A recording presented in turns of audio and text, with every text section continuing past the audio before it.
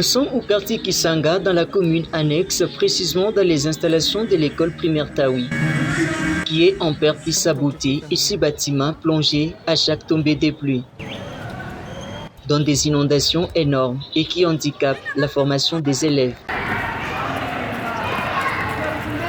À savoir, cette dernière envahit terriblement toute la cour, les salles de classe et bureaux qui se transforment des fois en un océan, créant des perturbations des apprenants, enseignants et personnels. Nous demandons aux autorités compétentes vraiment de revoir les problèmes vraiment de notre école.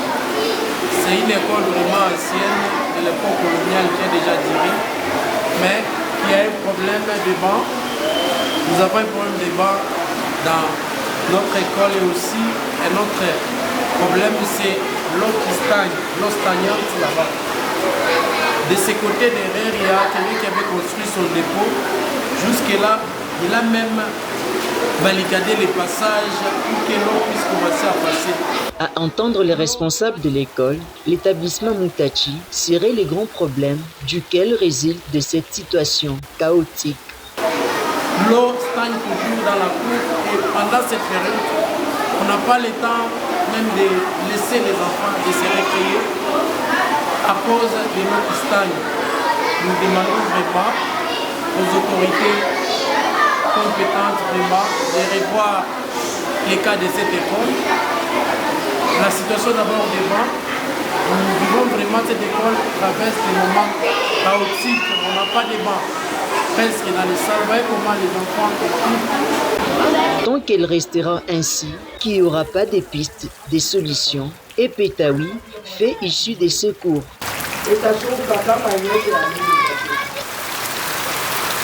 et messieurs, nous sommes en direct de la cour de l'école primaire Taoui dans la commune Katiba, au quartier Kisanga, non loin de la route Kukuchi.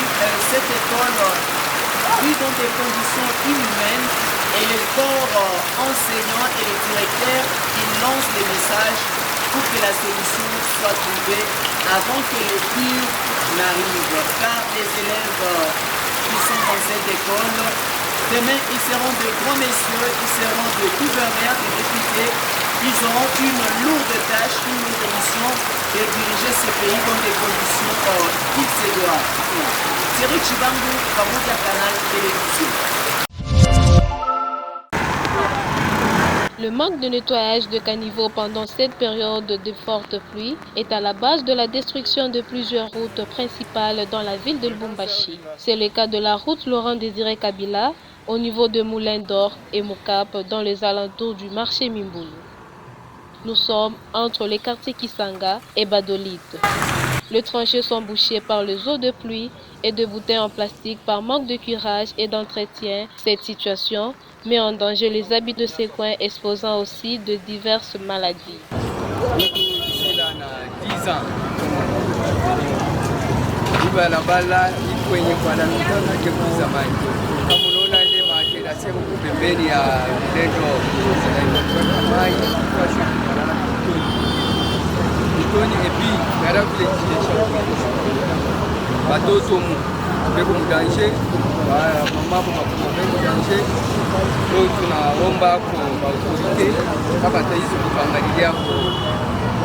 kutengenezea kwenye kavini kama unge nasaidia soko karibu mai inatoka ngarema kanali ile jo yenyewe na tutumia kama hiyo.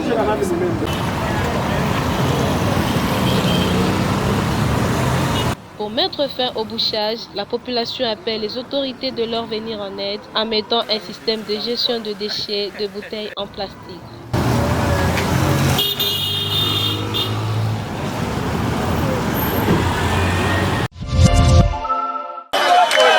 Calicot à main, où on peut lire non au génocide du Rwanda.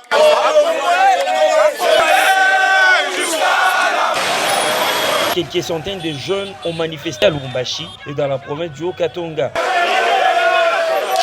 À partir de la grande place de la Poste, plusieurs avenues ont été ciblées pour faire passer leur message.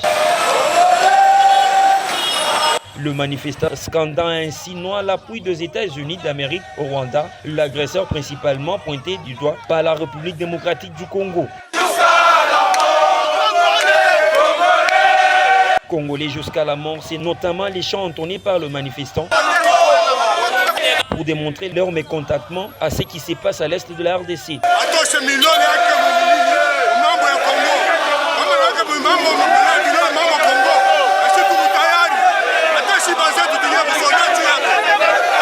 Depuis la reprise accélérée des hostilités à l'est du pays, un déplacement massif a été enregistré dans la localité de Saké, en territoire de Massissi, dans le nord Kivu, le mercredi dernier.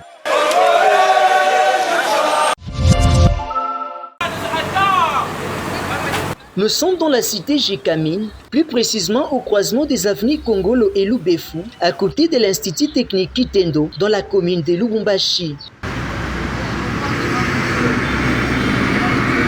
Les herbes, les bois morts et forbes, bouteilles en plastique et autres ordures ménagères battent les records sur cette artère.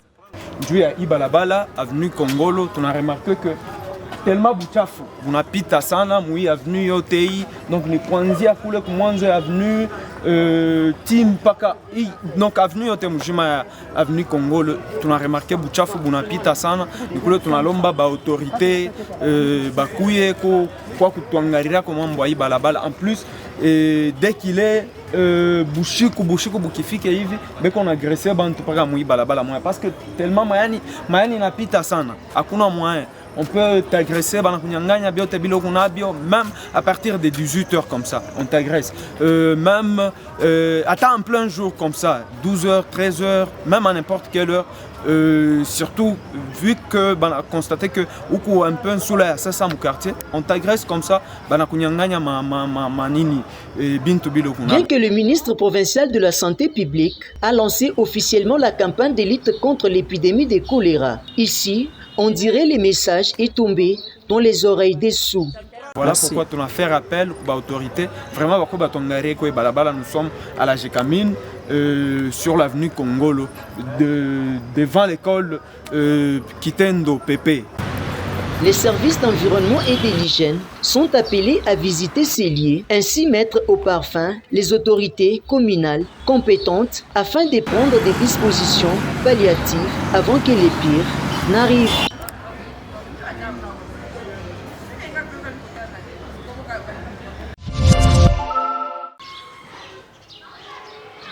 Nous sommes au quartier Kra, dans la commune annexe, où ça fait pratiquement 6 mois que le noir total s'invite impérativement au quotidien, suite à une panne survenue sur les transformateurs de distribution de courant électrique.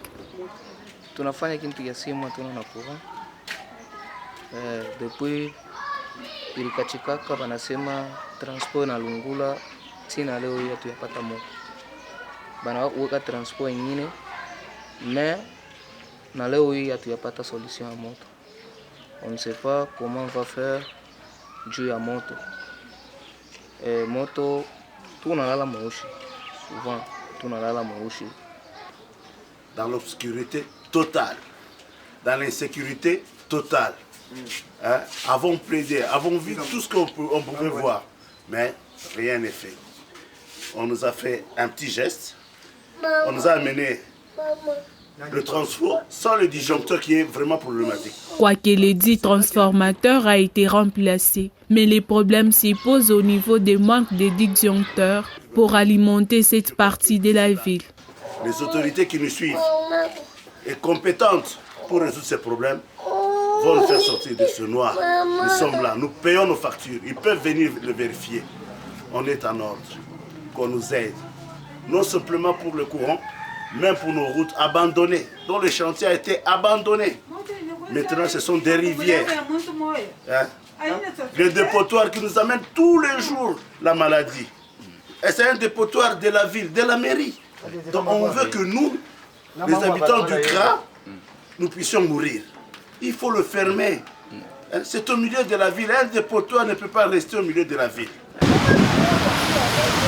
À entendre certains habitants, cette situation les expose à une insécurité criante.